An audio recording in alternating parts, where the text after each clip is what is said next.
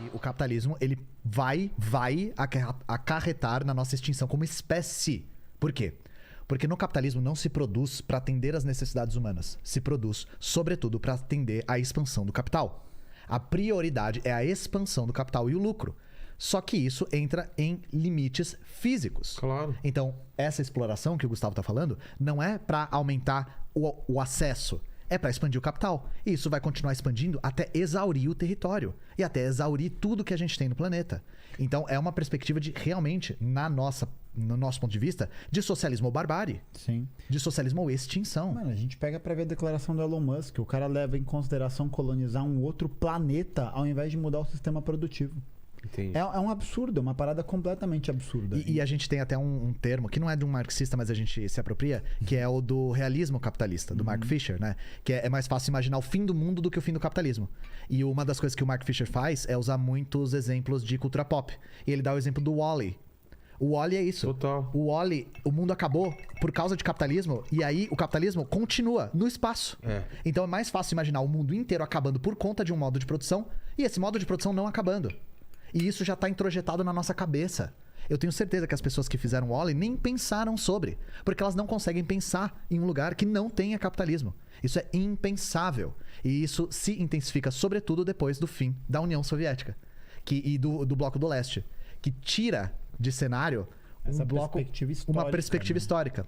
E isso foi uma das coisas que fez com que esse sentimento apático em relação ao capitalismo, porque mesmo que as pessoas acreditem que ele é nocivo, que ele vai acarretar na nossa extinção, muita gente pensa, fazer o quê?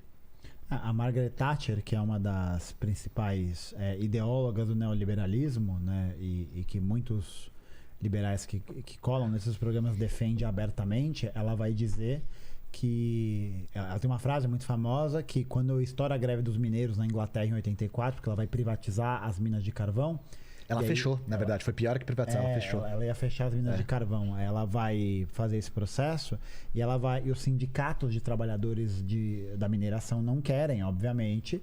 E eram um dos sindicatos mais fortes e mais articulados de toda a Inglaterra, porque eles existem há 200 anos. E de todo mundo. O sindicato era fantástico. E aí, a violência que ela empreende contra essas pessoas, junto com a violência midiática que é promovida, porque existe um desabastecimento de energia na Inglaterra e lá faz muito frio. Então, a culpa toda sobre o frio, a falta de luz, etc., é acreditada aos mineiros. Fora que os mineiros apanhavam da polícia, apanhava pra caralho.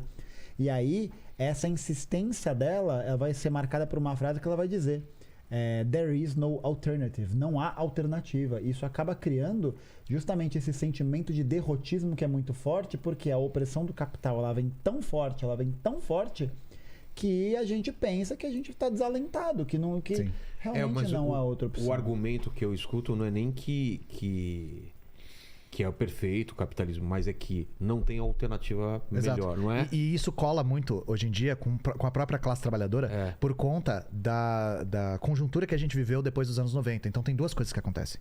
A primeira é o fim do Bloco do Leste, da União Soviética, que cria essa perspectiva de fim da história, como dizia Ou o de fracasso também. De fracasso, de fim da história, de vitória do capitalismo. Exato, esses aspectos, né? Mas tem um outro aspecto. Tem um aspecto material também. O Brasil é um exemplo disso. Nós estamos vivendo uma economia pós-fordista.